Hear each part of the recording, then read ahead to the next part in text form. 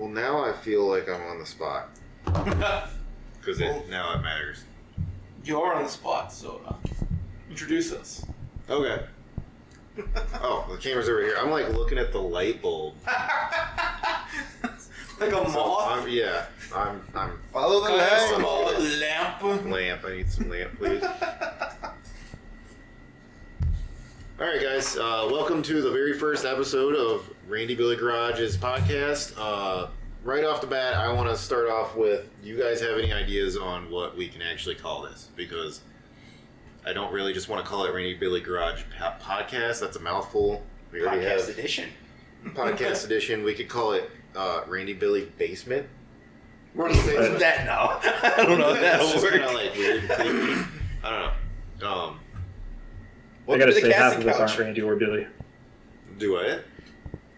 Half of us aren't Randy or Billy. Oh yeah, True. It's only half Randy Billy, so I don't know. We also have Sam and Nick. Yep. So I'm Randy. This is Billy. That's Sam. And calling in from glorious state of Colorado is our good friend Nick. What's up? This is going to be the first of, hopefully we'll be able to put out lots of other ones. But this will be the first podcast. So, yeah, I don't know. This took a lot for us to set up. We've been working on this. I got off work at 2:30. I got home, took a shower, and we started setting up this whole basement at like 4:30, and it is right now almost 8 o'clock. Spent a lot of time on lights. Yeah, Lighting. a lot of lighting, a lot of computer work. We've been getting better with using some of these computer programs that it takes to make the YouTube. We've gotten really good at that, but we haven't done a lot of mixing different inputs and audio and stuff like that. But Billy is a genius, and he somehow figured all this stuff out in the last hour. So bravo, Billy. Oh yes, we're halfway to being streamers. Right. Realistically, the only thing keeping us from being streamers right now is that we're not streaming it. We're recording it. There is a stream button in this, though. Yep. It's kind of cool. I wonder if you could set that up with We can send it straight to YouTube. Twitch. Oh, Twitch or I guess YouTube, YouTube yeah. probably has streams now too. We have to do a lot more cutting though. If that's Oh yeah. No. We're also gonna have to learn to self-regulate, self-censor. I'm trying. Please bear with me. I'm kind of talking to my future self. Bear with me. You're gonna have to cut a bunch of this stuff out. I have to remind myself that I have family that watches this, and who knows who else. So I do have a list of stuff that we came up with. I posted on Facebook and got some input from some friends and family on what they might want to hear for a podcast. So first topic. This is one that we all talked about it beforehand. Kind of gave everybody a little bit of homework. So favorite, the way I phrased this was favorite build. It doesn't have to be a build per se. I always call it a build because I'm used to looking at modified cars. But so your favorite build that you found this week or recently online that you'd like to talk about, or just one that you really like. So I don't think we got one for Billy yet, unless No, I don't have one. Billy doesn't like cars, actually. This whole thing is a farce. Yes. He doesn't like any card that's not his own. He already knows the build. Yeah. He likes his cars a lot, but he's only got, what do you got, 3 now? Yeah. Rookie numbers. I have 6. Guys, I gotta get those numbers up. Wait. How many do you I have? have 6 cars. You got a problem. I know. I'm well There's aware. a bit of a problem there. I'm trying my best to cut them down. I guess They're getting cut. physically, one of them is One of gonna them's get getting chopped cut. up. But, yeah. All right, well, since Billy doesn't have one, and he failed, but he set all this up, we'll give him a pass. So, Billy, you want to bring up the one that I found? So I don't go on Instagram a whole lot. I basically only go on there when Sam complains to me about the fact that I haven't liked every single one of his Instagram posts. So then I go on there and like all of them in a row, and he's like, dude, I'm just playing. Like but the content. I did go on there to like his pictures of his car that I've seen a million times. And while I was on there, I found, if you guys aren't familiar, there's a company that called Late Model Resto. They do Mustang stuff. I am a huge Mustang fanatic. I've had 5.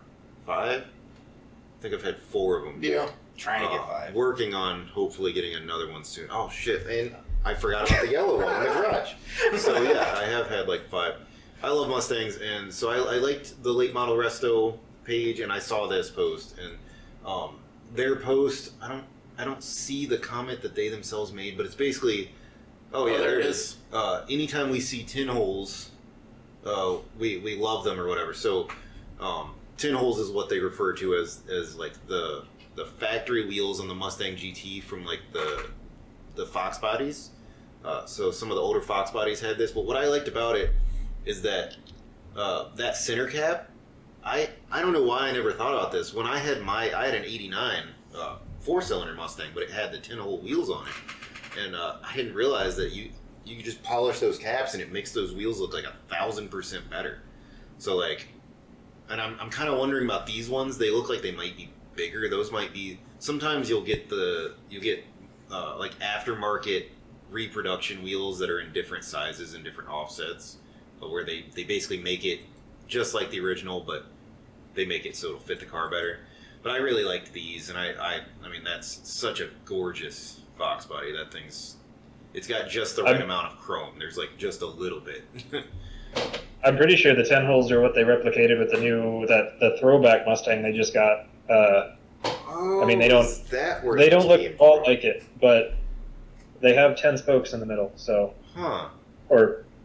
I'll have to look that one up. I didn't even think about that. That's the retro. It's really weird. They did like a throwback of the color, and the wheels are very controversial. Huh. I can drop that in the Discord chat for you, Billy. Yeah, got a picture. He's gonna send it to Billy. I was gonna look it up. But yeah, send that to Billy. Bear in mind the pictures on this kind of suck, so scroll all the way to the bottom if you want some stationary pictures. Otherwise, the wheels are very blurred. It's awesome, but I don't think I could justify spending that much on a new car. Billy's working on it. Okay. Go back to that. Yeah.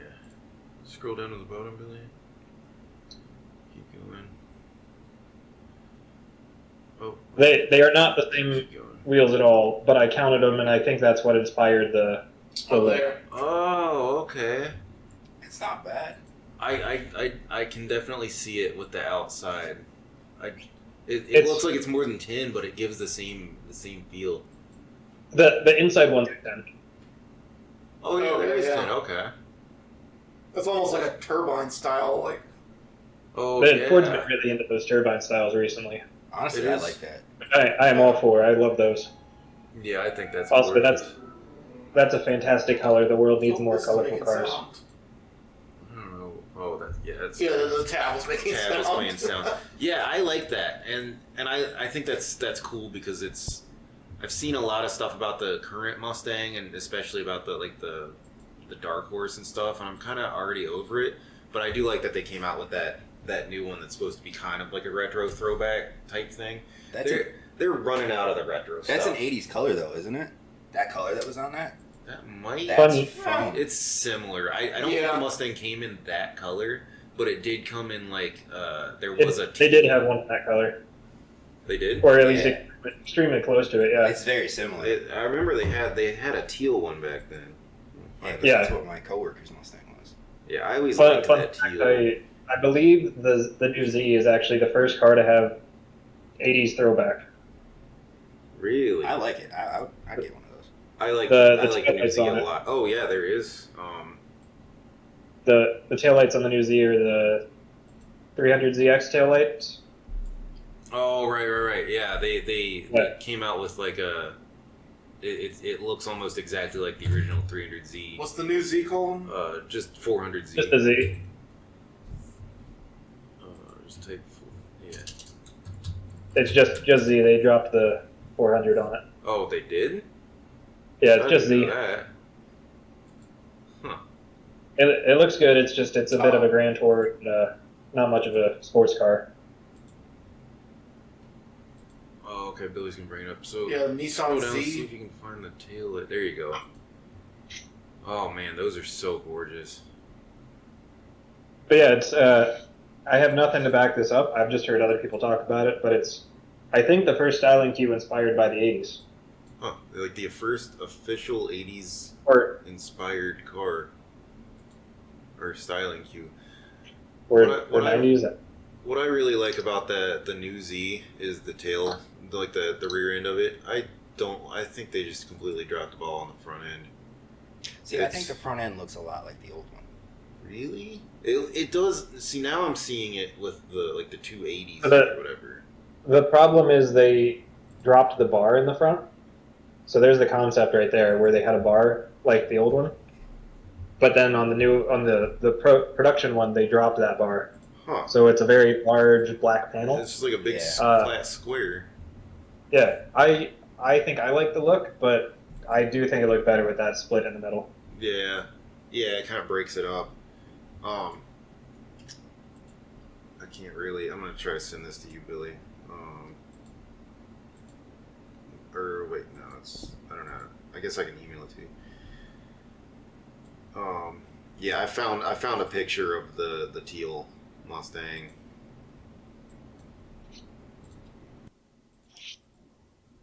All right. Well, what was I talking about? I'm already off track. The Mustang. Oh yeah, We're doing the builds. Yeah, so I liked that the 10 holes a lot. I thought that was I never really thought to go back and they polished it and they made that just the center cap chrome because those wheels are aluminum, so they don't have chrome anywhere else. But it definitely looks really good on that Fox body. I don't know anything else about that car. They didn't really post anything about it. The post that they had basically shared was from a photographer, so he took a picture of that car. That guy didn't post anything about the car either. But yeah, so Sam, You guys should know what my favorite build is. surprisingly, I didn't guess it. And then you said it. No, earlier when you asked me, and I was like, I don't know, and you were like, really? And then you said it, I'm like, oh, okay. I was gonna guess Pontiac Sunfire here. Really? Oh, come on. That's pretty good. That's a nice close guess.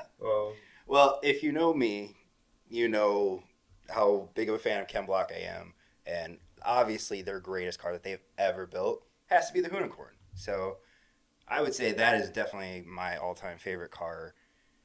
1,400 horsepower, all-wheel drive.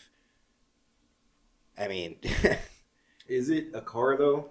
Or It is is. it just a So- tube frame? Yeah. no, with an okay. engine? It Or started. something. It got started four life. wheels. It started life as a 1965 Mustang, right? I believe. Yep. They actually used parts from the Yeah. the So original? okay. So the only parts that are still original are the roof, the A pillars, and basically like the door jamb.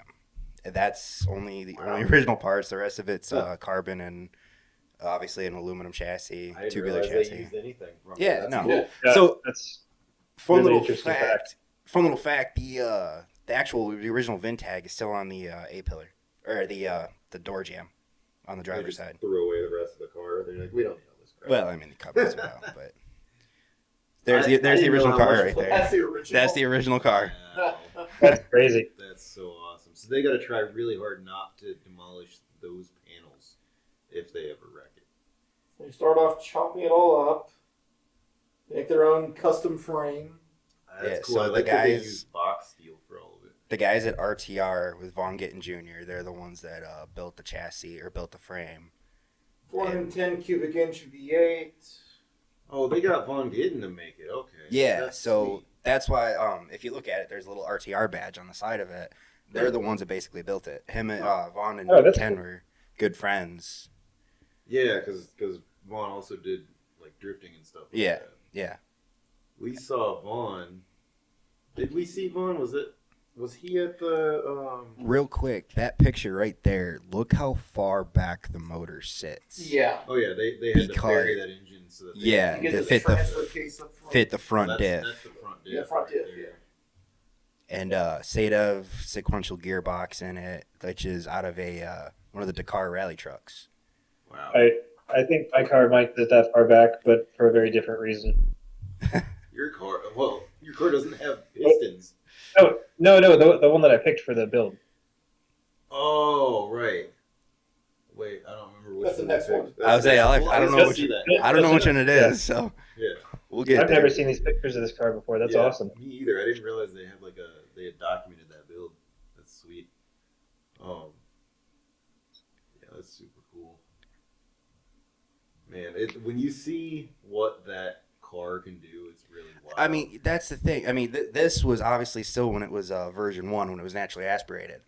But yeah, because didn't they come out at the beginning with like 900 horsepower? Yeah, it was something. Or they boosted it. They wanted more. I can't remember what the exact numbers were on V1, but once they turboed it for the Pikes Peak video, it's making over 1,400 horsepower. Yeah. Or that's what they quote is 1,400. If you talk to the guys from Hoonigan, they'll be like, that thing makes way more than that. Because, I mean, it lights the tires up in every single gear. I mean, even 1,400 is more than enough to do that. But they probably also, they weren't going to throw it on the dyno. First of all, finding a dyno for that thing is going to be so difficult. That's one of the cool things, too, right there. Go back up to that other picture, Billy. The way they designed the suspension on this thing. It's got inboard suspension on all four. I like inboard suspension solely for the fact that it's so great for packaging. It's packaging and handling too. I mean, that was one thing that Ken absolutely loved about this car is that it handled like better than any other car he'd ever driven. I mean, this thing was it was more than just had the wheels all the way out at the corners. I mean, this thing was as custom as you can get. I mean, it was built literally just for sliding, but it could do so much more. Yeah. I like the way they kept it. To me, whenever I see it, it's very square. It's very square all the way around. And I always liked how they push the wheels to the outsides and put everything in the middle or whatever.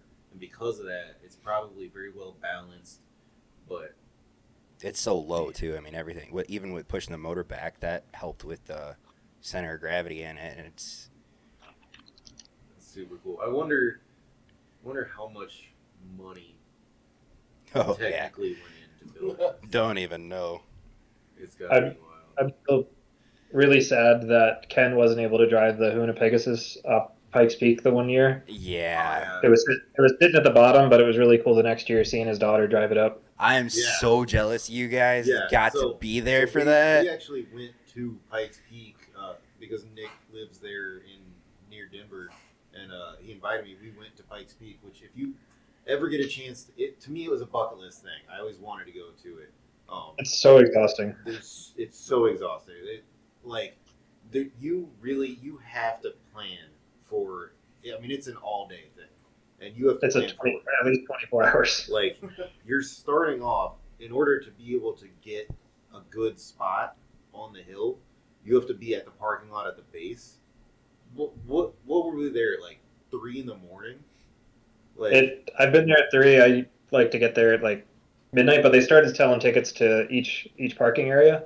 Yeah. So you don't have to get there as early. Oh, that's. Although traffic will still be awful. But when we were there, and it was like 2:30 or 3 a.m. Because you don't think about it, but there's one road up and down, and that's the road they're racing on.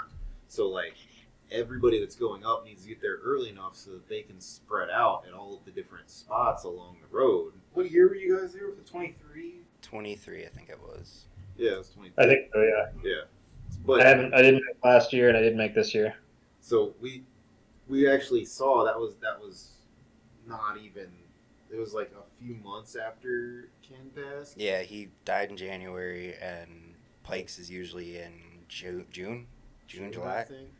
June, yeah, because this is July now, right? Yeah. Yeah, so we got to see them, his daughter and his wife. They were the last 2 people down the mountain. Yeah. And we got to see them, and they were in the Hoona Pegasus. Oh, that's a Porsche, basically. Yeah. Oh, I didn't know that. Yeah, Ken switched to Porsche at the end. Yeah. Technically Audi port, yeah, but Audi, yeah. It was originally he had built it to make a run up Pikes in 22, but it was sitting at the bottom that year. We knew it had broken down and wasn't going to make the run, but when we were driving up, you could see it. It was just painful. Yeah. They were having I want to say it was engine troubles or something like that, but they had completely rebuilt it over the next few months, and unfortunately, he never got the chance to bring it back. But that's why they had his daughter Leah make a tribute run in it, and they're like, just go slow, just take it up the hill. And she was like, nah. Yeah, all out. She's still doing that thing. She's a racer. Yeah, it was super cool. If you ever get a chance to go to Pikes Peak, do it. That for me, it was like there was no. Even just going up without the race there is incredible. Yeah. Yeah, just like every.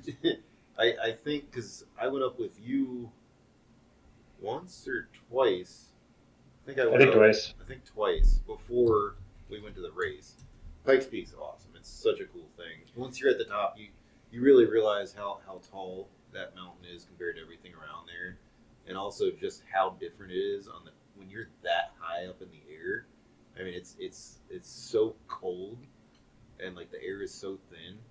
Like a lot of people have issues there just from the thin air. That's why a lot of people you have to have you can't have a naturally aspirated car when you run up that hill. You have to have some kind of forced induction. But I just think it's so crazy living out here. You always hear like have a turbo because you don't lose as much power, but then you hear the cars going up Pikes Peak lose hundreds of horsepower going up it and their turbo, and it's just ridiculous. Yeah. I mean, that's what if you want to be competitive, you have to have some kind of forced induction in it. Otherwise, it's just it ain't gonna do nothing. Yeah, it's so cool. But I mean, that goes along with this topic too. If you want to see some awesome builds, Pikes Peak is the weekend to see some awesome builds. Yeah, I mean, if there are some incredible cars. If you have the ability to go there and you're not trying to watch the whole race from being on the mountain, so if you have the ability to be at the bottom rather than going up like we did and go into our parking area and basically being stuck there the entire day, if you're able to be at the bottom where their pits are, you pretty much walk through and look at all of it. And there's a fan fest the night on Friday in Colorado Springs, and you can walk around that and see all the cars there as well. Yeah. Oh, really? I've never actually been to that one. It's like what do they call it? Like a park rec or something? Park expo or something like that. All the cars are, but kind of like a rally thing. Yeah, because they had like it was all the one side of the road there was like all of there is basically the pit. Yeah. Super cool. I'd love to race it. That's one thing. Well, what to me the first time he took me up Pikes Peak was like so awesome because in my life I've played like video games. I've gone up that mountain thousands of times, and like until you're actually on it, you don't realize the sheer scale. Like those turns that are super tight.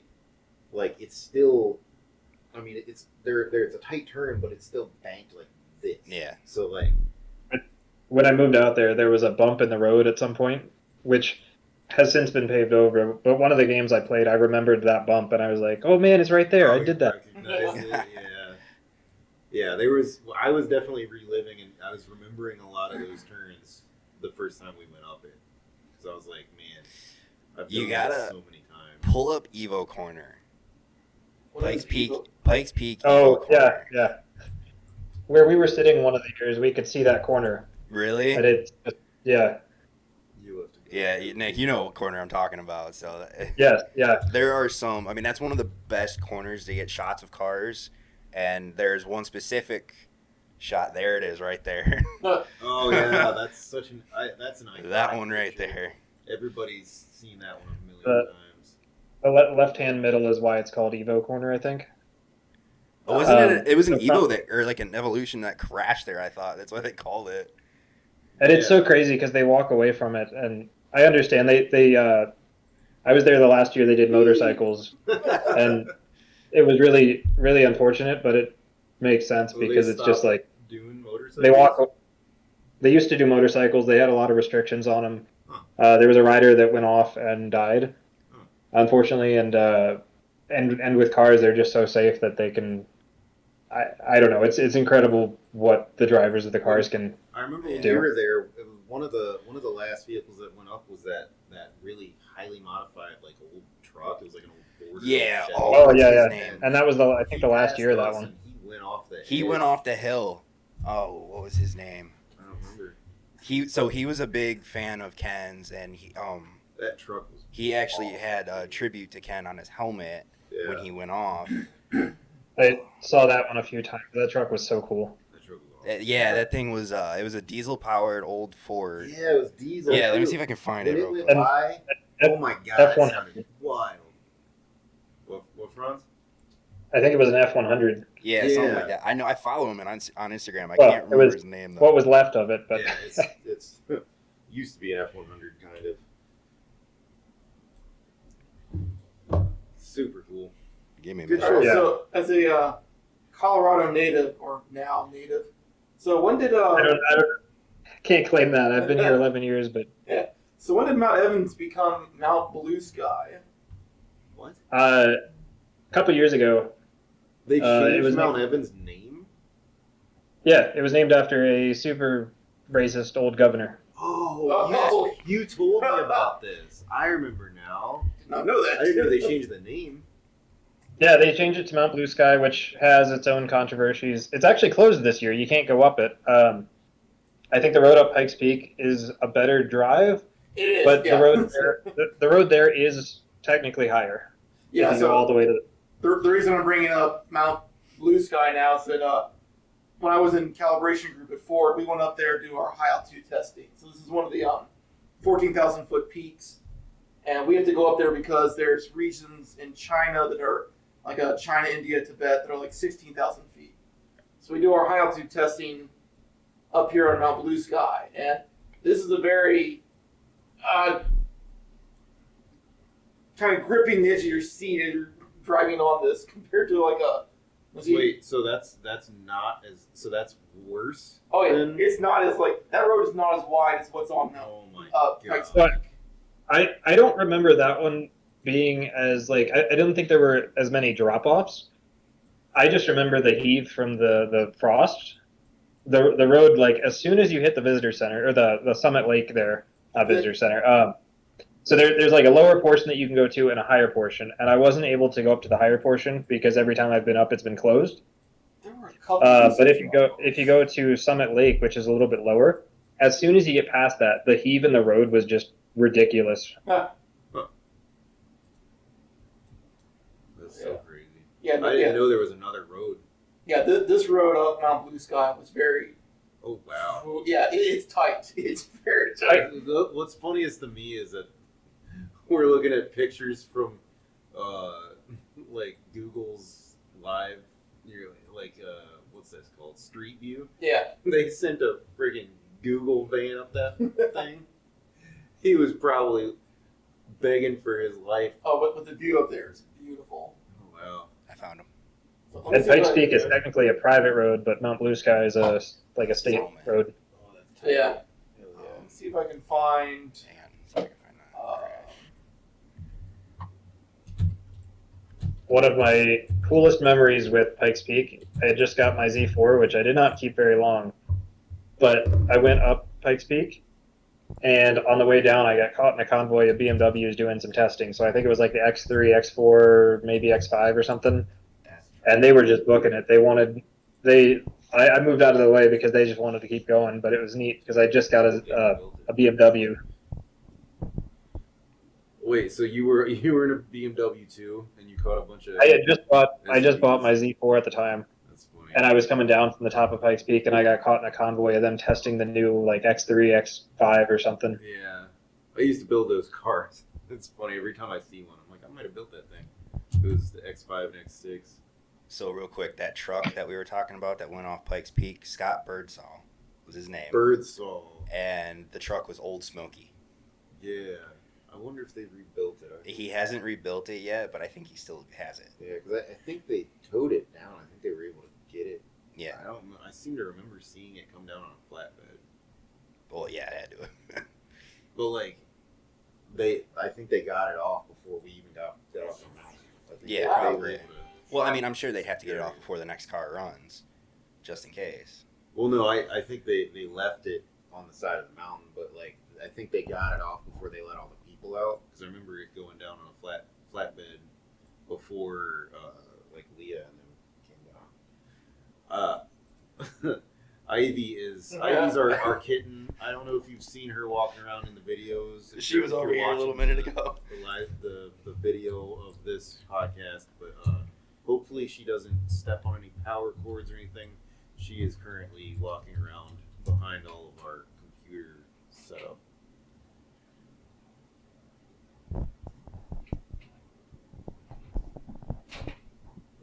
All right. So Randy, what's the last build? She's good. I'll talk about that in a second. I have to go deal with this She's fine. She's good. little rat. Yeah, Billy, what's the last build? That is. It's Nick's. Yeah, that's next. Billy's currently looking up something. Oh, the thing, yeah. There we go. Dude, Rob Dom? Yeah. Oh my god. So this is So- Nick's build. Yeah, so this one I am just enamored with. He has the whole spectrum of rotary engines. Oh yeah. He has a 12-rotor dragster that he's currently building. Which is nasty. Insane. If Yeah. you get a chance, go watch that YouTube video. Hold on one second, Nick. We have. And this is You're the kidding absolute now. opposite of this. This is a one-rotor. It's pretty much all billet aluminum, so the whole engine weighs, I'm pretty sure what he's holding is under 70 pounds, but the whole, like, everything is under 100. Oh, so they put a one rotor in this Miata? This is a custom one-rotor. Wow. And There's the they mixed, like, the stock, I think they mixed the stock subchassis or subframe for the Miata with, like, a tube chassis. Because the engine sat so far back in the engine bay. So they made their own like subframe for the front. He has this amazing. He's been doing a lot of 3D scanning in the videos that I've watched, so they can like 3D print or plan out their welds, Yeah. just everything, and it's just incredible. So all these like custom, I guess you call them. He's showing this one. He's showing all his camshafts for like that one looks like a 5-rotor, and then a 4 and 32, and finally a 1. So these are all like custom made. He gets them machined somewhere. I think he does the machining, I honestly. think they've got it in house because his I think 12 those- rotor is entirely custom. I don't think those ones are his. I think he gets them from somewhere else. And there's the looks like the 12-rotor in the back. Oh man, that's cool. It looks like they still used it like a Miata clutch. It's so cool. I need to go watch that build because that build has a lot in common. Most likely, there's probably some similar stuff with what I did on my Miata. So like, yeah, I've been meaning to go watch There's some a stuff from Rob. 3D scanning because they had I think the bell housing on the transmission didn't line up or something, Yeah. or not didn't line up, but because they were doing such a custom thing. Yeah, they probably had to make It's been a while since I've watched this, but yeah, that's super cool. Did he ever say what that thing makes as far as power? he's targeting around 200 horsepower. But when it doesn't weigh anything and the car doesn't weigh anything, it's just going to be basically nothing. It's not going to be boosted, right? It's just going to be almost. I think it's a turbo. Okay. It might end up being better with say, a turbo.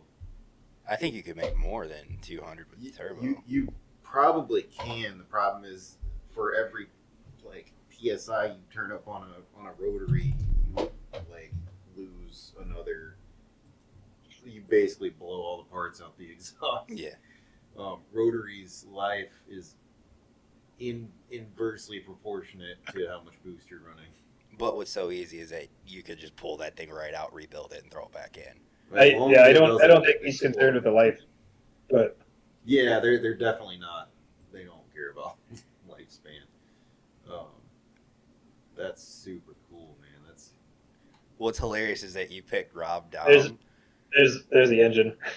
Yeah, man, on the that's transmission. smaller than the bell housing of the transmission. I was gonna give an honorable mention to his his all-wheel drive RX-7 that he built. Oh yeah. Because I mean that thing, he based it off the Unicorn, the one that he built. Oh really? Yeah. Huh. So I knew that those images that we were looking at of the Unicorn of the CAD drawings, he's got a story where he counted the pixels to build his suspension for his RX-7. Oh my god. Oh, that's awesome. And when he was on Unicorn vs. the World, they were making fun of him. Like, this dude literally counted pixels to build his car.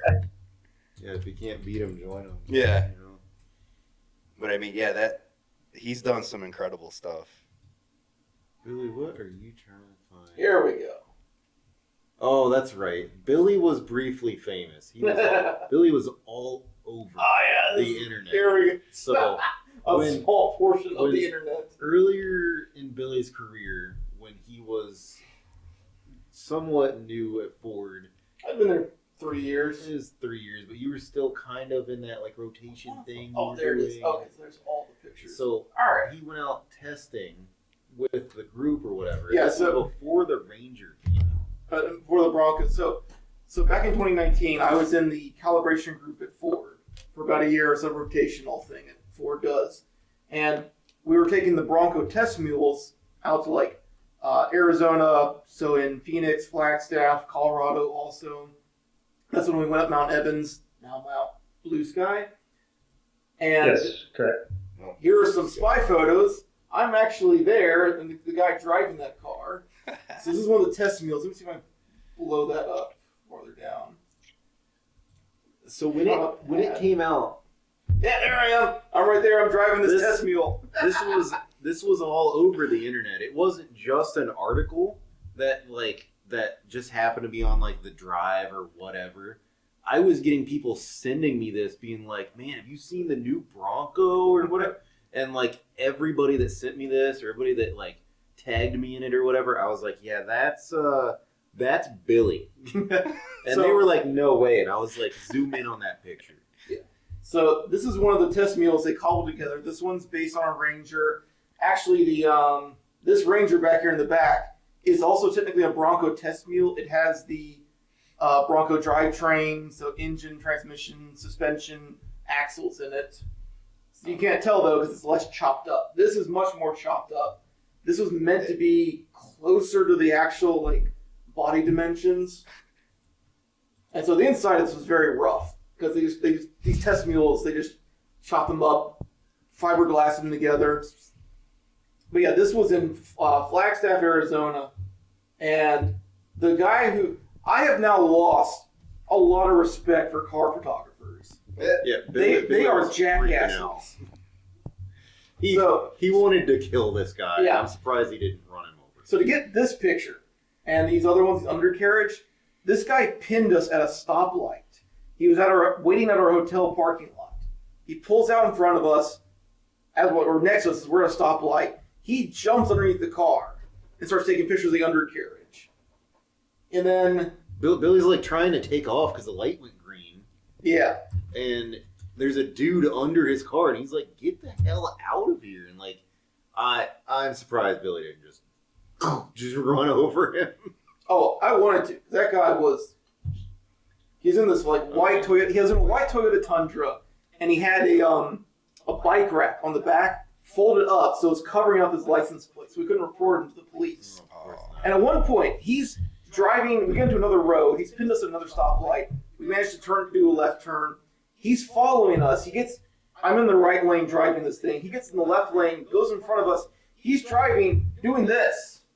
He's recording backwards with his phone as he's driving in front of us.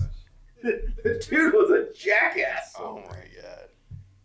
But think about it. That guy probably got one heck of a payday that day. He probably got paid $10,000 by Car and Driver or somebody for getting these spy shots of this Bronco that now everybody in every other house in the freaking county's got one in their driveway now. Yeah, so now I can say, I mean, it's really cool, Billy. That looks so goofy looking like that, though. Yeah. Yeah, what was going on with it? Why was it? Did they intentionally make it all goofy to cover it up? Or? Yeah, so the camo is supposed to break up the lines. I don't know why they even bother on these cars, because at this stage, in the prototype, like I said, the stuff that's represented with the vehicle is underneath. Yeah. The outside. I mean, like the structure, though. Yeah, so they that tailgate is massive. Yeah, they chopped this thing up to make it closer to like the body dimensions. Okay. Because the other cars we had, there was like 4 other cars, and they were all these Rangers, and they all had the engine transmission. They were going to be in the Bronco. This is the 4 cylinders, the 2.3 turbocharged, and that's actually our field truck back there. That Ford F-150. It's got 2 fuel tanks in the back that we can fill up the Broncos. So we have to stop at a gas station. Yep. It's also because, well, not just that, but we'll carry special blends of fuel for our testing. Oh. So if we need to go up to like 14,000 feet and test a blend of fuel that's only in China, we can buy that blend of fuel, make it at Ford, bring it with us up to the mountain. Okay. So this is kind of perfect because Billy didn't have a build. Yeah. And now he does. Yeah. To talk about. Yeah, there I am. There you go, Billy. So this isn't a crazy blend like they have in China, but we have 85 octane out here, which is absolute shit gas. Really shouldn't be used unless you live above like 10,000 feet or something out here. But they have it. It's a carryover from the carbureted days. Because the octane has to be lower for higher altitude. It doesn't. You don't need as high of an octane. Back in the carbureted days, the engineering explained. The YouTube channel has an amazing video on this. When it was carbureted, the difference was much greater. You could run the lower octane. Now that it's fuel injected with all the sensors and everything, there is a difference. It's a lot less. Yeah. So if you're really high elevation, it's going to make a little bit of difference, or it will make a difference. Where I live, which is like 6,000 feet, it's better to run 87. That's what the cars are designed for. Did you guys ever test stuff like that, Billy? Like what 80? Sorry, what was that? We did 85. I'm I think sorry, Ford Billy puts in was their just main. looking at his phone, not even paying attention. He's got a computer right there. I don't know why he's doing it. I'm trying to see if I can find like the actual location. We're recording, right? Yeah, I'm trying to find the actual He's on location. now. So, Franz was saying that they've got 85 octane there because they're higher elevation. They don't really need it anymore. It's a carryover from the carbureted days. Yeah. Did you guys ever test different octanes, Billy? I think we did. Not so much on the road there, but at like it might have been one of the mixes that we had in the field truck. I don't remember what we brought with us. He can't spill all Ford secrets. Yeah, He's still At- under contract at the, point. He's gotta be careful. when we were in Arizona, and we went to the Arizona Proving Grounds.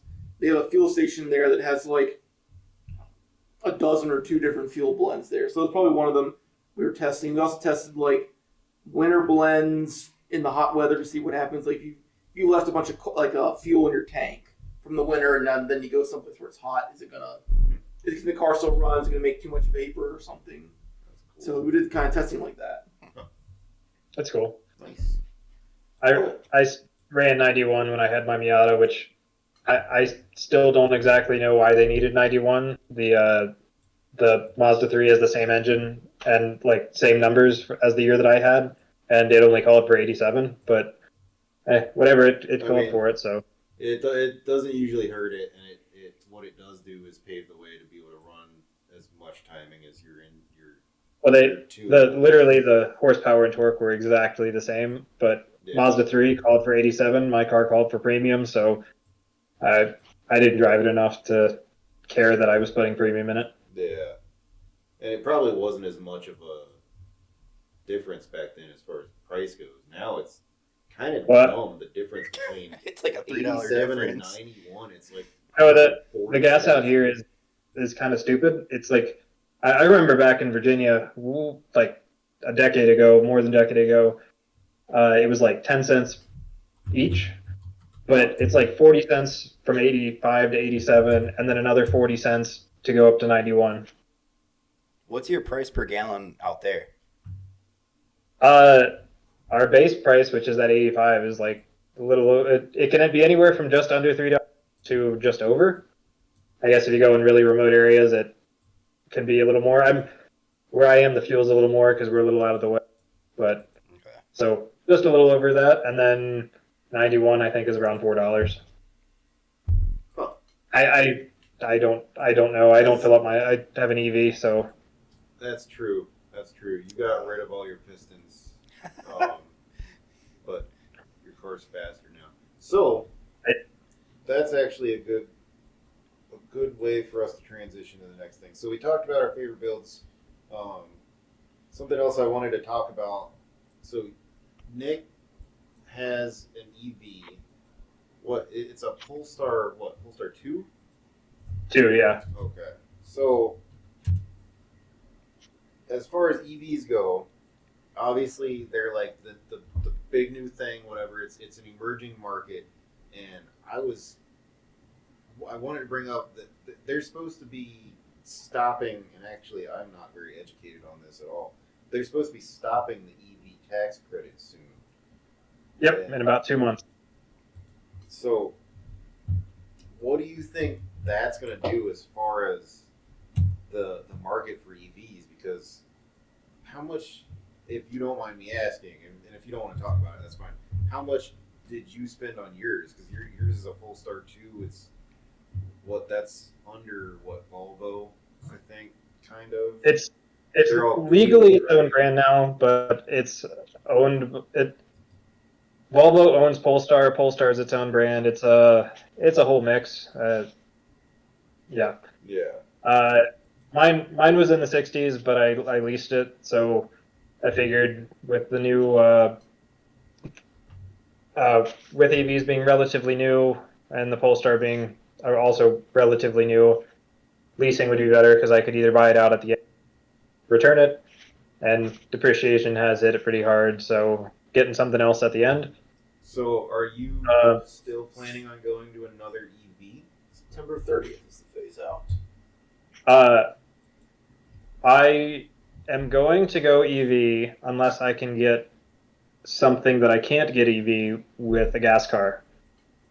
So if I can get some cars that I'm considering that are gas would be like, I'm trying to talk the wife into a Lotus, possibly a Bronco. I know those are very different, but with a kid, a Bronco is probably a better car. If I can get, if it's something that I can't get in an EV, then I have no problem going gas. It is very nice to not have to do the oil changes or fill ups or any of that stuff. Yeah. Personally, I'm not planning on going new again, so the loss of the tax credit doesn't hurt me, but I do think it probably hurts a lot of the automakers with their EVs. Yeah. I think, yeah. I was looking up the credit. I always forget about this. It's up to $7,500 on a new one. And it's a lot harder to get the tax credit since 2023 when I got my car, because it's all based on the battery and where the components come from. Huh. So it's all North American content, or was all North American content. They're trying to make it be North American. Yeah, but now it's gone away. Before it was just based on up to 75 or up to 200,000 cars for the manufacturer or something like that. Yeah, so I think it probably puts us in a worse place on the global scale as far as EVs go. But for some reason I had it. I'm I not had that it was like $10,000 or something like that. But $7,500 is definitely a big chunk of change on a new car. In the scheme of things, a lot of EVs are very expensive. When you're talking a vehicle that's over $60,000, I mean, I did splurge on mine, which I probably shouldn't have done. I got everything in the performance package. I do like the stupid adjustable suspension and gold seatbelts and stuff. Your car is super cool. It's got, is that Olin's? Is that what who made it? That has Olin. They're absolutely stupid. I don't know why. I guess they've been doing this before Polestar was even a brand, when Polestar was just the Volvo trim. And yeah. But they're so cool. It's absolutely stupid. It should have been just electronically adjustable, but I've adjusted it a few times. It's nice. With the kid and the wife, it's been on the softest setting for a while. Crank it back to soft. Yeah. But it rode good when I rode in it there. That's the front seats ride great. The back seats are very, very bouncy. Yeah. I didn't really notice any bouncy when I was in it. I mean, that thing rode fantastic. But like that's something I've heard about a lot of EVs. Like, for instance, like the Lyric.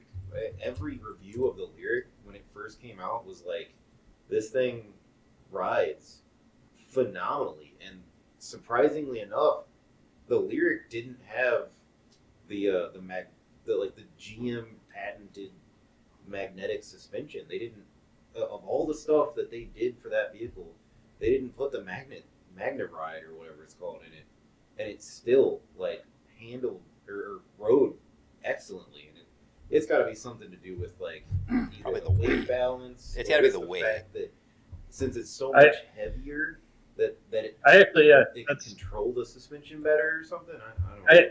I actually find that a lot of them are very bouncy, just because they have so much weight to deal with. And it's not just EVs. It's I know this is a very big complaint with the new M5, which somehow weighs like 5,800 pounds.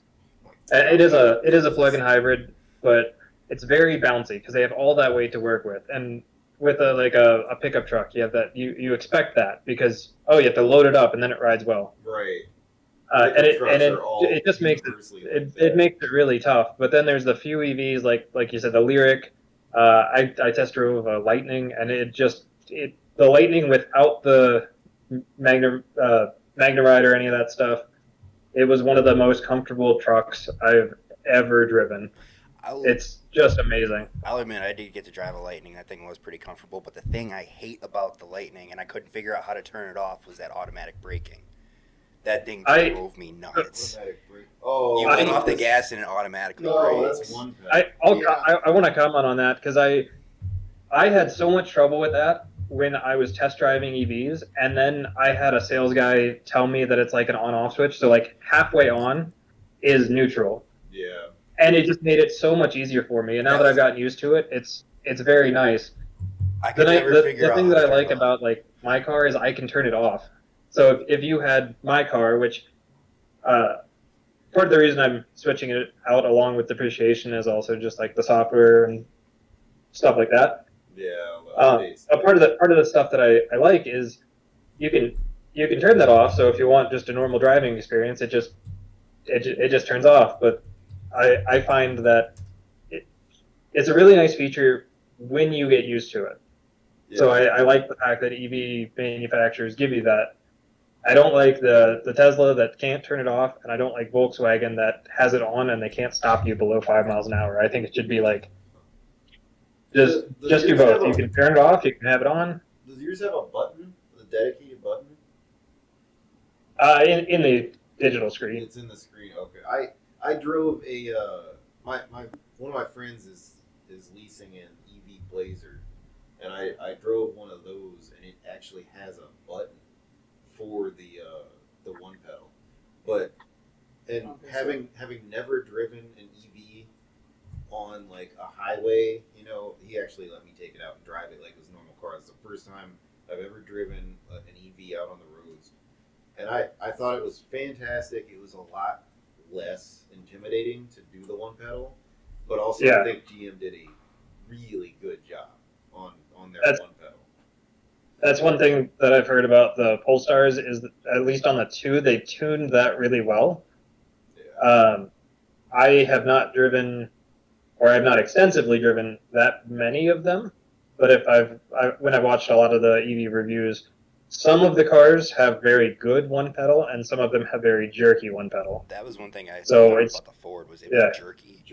Because I was driving it through my body shop and like just barely lifting off, and it's throwing me forward, and I'm like that. Apparently, there's some like drive mode setting you can turn that off. I couldn't figure out how to do it. It wasn't my car, so like I didn't want to go playing around with anything. But like, it can be really hard if you're not used to it. And some of the manufacturers, I know maybe Ford has gotten it better with the Mach-E, but I know they had some complaints about like it's good, and then it switches to the friction brakes, and that transition there is where it gets rough. Yeah, that's the hardest spot where they have to go from the regenerative braking back to the real brakes. That transition can be difficult for them. Whatever GM did, it was excellent, and that's not because I'm affiliated with somebody. I objectively really liked that.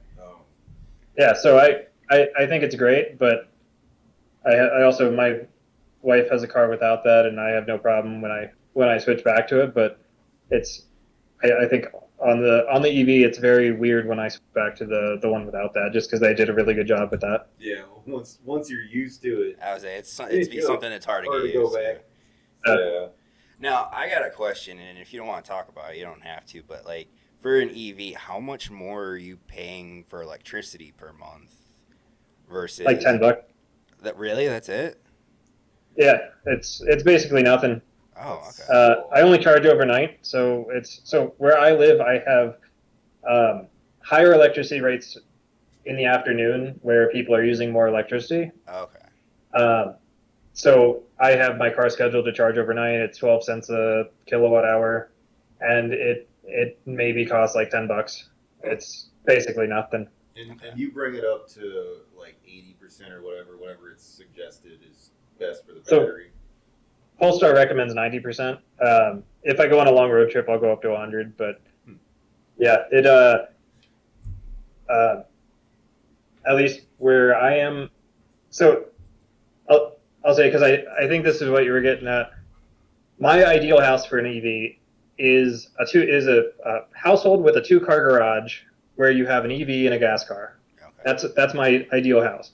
If you can't charge it from home and you're charging from a fast charger, it costs about the same as a tank of gas, and you're sitting there for a while to charge up your car. Yeah. So if you have a house, if you have a place to charge your car, you're probably going to save some. If not, then you're probably going to spend about the same, but spend a lot more time. Yeah.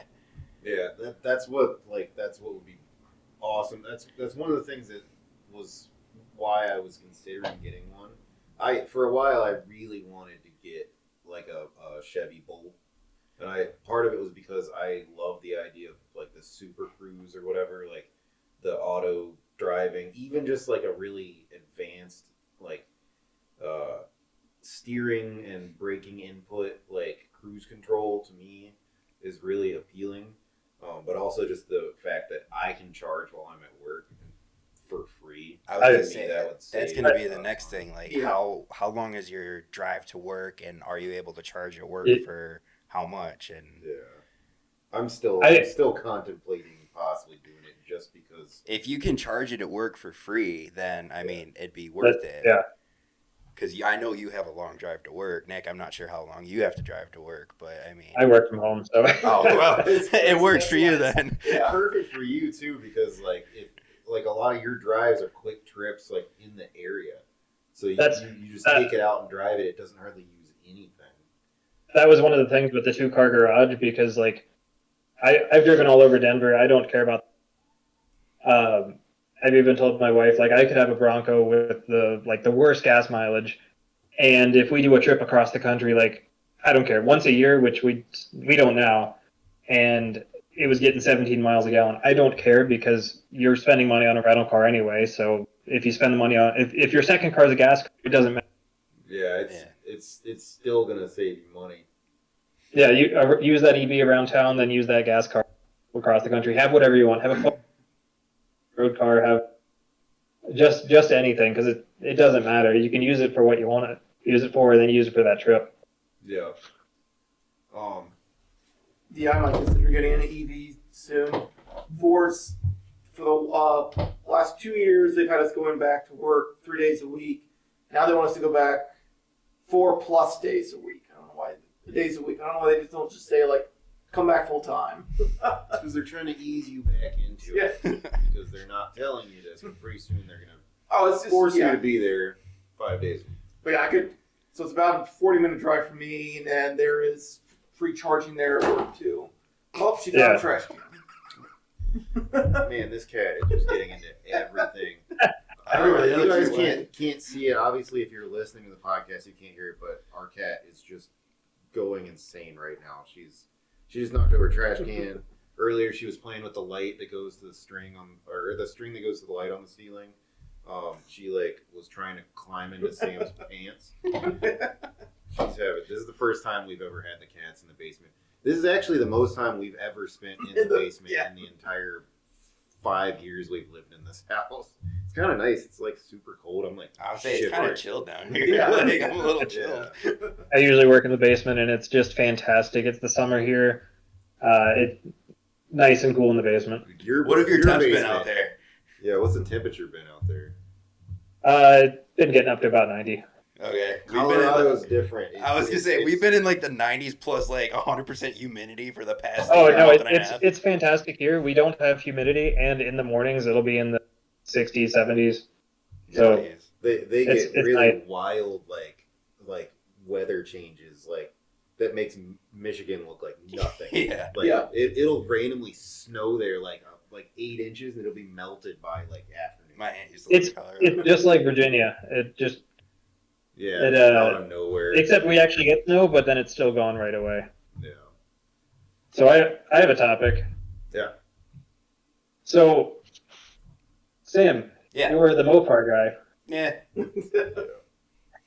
So what do you think about Stellantis going back and shoving V8s and everything? Okay. I mean, I have my own opinions on this. They've gone back and they said, oh, it can't fit. Oh, we're putting it back in. So I'll be honest, I've never been a fan of the EVs unless it's a racing application. So I'll be honest. I mean, honestly, after hearing your stories, I kind of opened my eyes a little bit to them. But I wish they never would have gotten rid of the 8s in the first place. I mean, and this is not. I don't think they have very good EVs. This is a more they decided to get rid of it, and you were objectively they objectively have the worst EV, the EV charger that, by the way, has since been canceled officially. Oh, yeah. They are not making an EV charger. Oh, wow. The EV charger has had the worst reviews of any vehicle so I heard 50 years. I before we get too off topic, I'll just say I heard someone that said there was a Dodge dealer that gave them $30,000 off MSRP. Yeah. And everyone on Reddit's oh, that's fantastic. Now it's a good deal. And I think that was the big issue. Well, that was They're one of just the bad trying things to too. It was so expensive when they came out with it that nobody wanted to buy it because one, you can't afford it. Two, it's an EV that's not really tested. Yeah, I mean, that was Doug DeMuro's criticism too. It's he's at half the price it is, this would be great. Yeah. Yeah. My big question with this is they went to the Hurricane i6 with the truck. I don't know about the cars, but now they're going back and saying, wait, we're going to put the V8 back in these. Yeah. What is your opinion on that? The Charger was originally, the way they had designed it originally was to have the inline 6 in it as well as the EV version. When you could see the pre-production photos of it, there's a tunnel in it. So they were planning on putting the Hurricane in it. But now that they're putting the V8 in it, I think it'd be a great car with the V8. Because styling-wise, I love the style of it. It looks amazing. That's one thing I will give them. Yeah. I do like the styling of the new Charger. It has grown on me a lot. I was really looking forward to them bringing back the 6-pack moniker and having this, 500 horsepower capable turbo inline 6. I think they're I think they're still doing versions of that. I know in the truck the top trims on the I think so. The top trims on the Ram are still the i6. Yeah, because they're getting rid of the V6, the Pentastar motor. Right. They're getting rid of that. So I think the inline 6 is replacing that, and that's going to be your lower level trim, and I think that's also going to be your Pursuit trim. So I don't know if the V8 that they're bringing back, I don't know if it's going to be the 5.7 or the 6.4 that's going to be in it. It makes me wonder what they're going to do with that V8, because if you really look at it, and I don't know how long the inline 6 has been out, but it's still relatively new. I don't know I haven't seen anything about it, and I don't know how well it's performing, how reliable it's been, or anything. But it makes me wonder if they're going to start putting the V8 in this car. Where are they? How are they going to position it? Because a twin turbo inline six, if that thing is capable of 500 horsepower or more, they're going to have to do a lot to those V8s to make them even realistically appealing. I think that's what they did with the truck. If I remember right, the V8 is an option on most of their trims, and they have the Hurricane i6 as like the top engine on a couple of them. Yeah. And I'm biased. I love i6s. Super smooth engines. It's great. But I also think it's Dodge. They're known for the V8. It's a very Dodge thing. Yeah, they've done a great job with the Hemis, and also there's the fact that the inline six most likely isn't going to sound as good. I mean, I got a feeling that might be one of those things where that gets fizzled out to just like a trim, like a lower trim motor, getting rid of the turbos, just having just the inline six. But I mean, honestly, the potential for the inline six is there. Oh, if they do it right. If they do it right, they can make that thing a monster. There's got to be a lot more testing on it and a lot more aftermarket on it too, because I mean that's got the potential it's an inline six that could rival like a 2J or an RB. And it's like the smoothest gas engine too. It's fantastic. Yeah. It's one of those rare engines where all of the balances cancel out. It's almost a perfectly balanced engine as far as the design of the engine goes. It's in the Ram and the Grand Cherokee, or not the Grand, the Grand Wagon. One of the big complaints I heard with Dodge bringing back the V8 was they could have spent the time developing the V8 since I think they knew they were going to bring it back. So it's kind of like. So is the Hurricane the only engine option available right now? It might be. It depends on the trim. Yeah, I think unless. They announced that it was they were bringing it back, so maybe the site that I saw knew where it was going to go, but I think it depends on the trim. Yeah. I was looking at this 1500 RHO or whatever. That's I think that is the Rhino or whatever. The RHO is supposed to be replacing like the TRX. Yeah. And so that one is only the i6. All right. So so it's like these lower trims are still the Pentastar V6. That's fizzling out. Yeah, then there's the Hurricane comes in. Warlock. They're bringing the Warlock name back. Jesus. I guess that's what do you mean? They had one? They used to be like in the 70s, like 60s, 70s. Yeah. So it was the step side bed.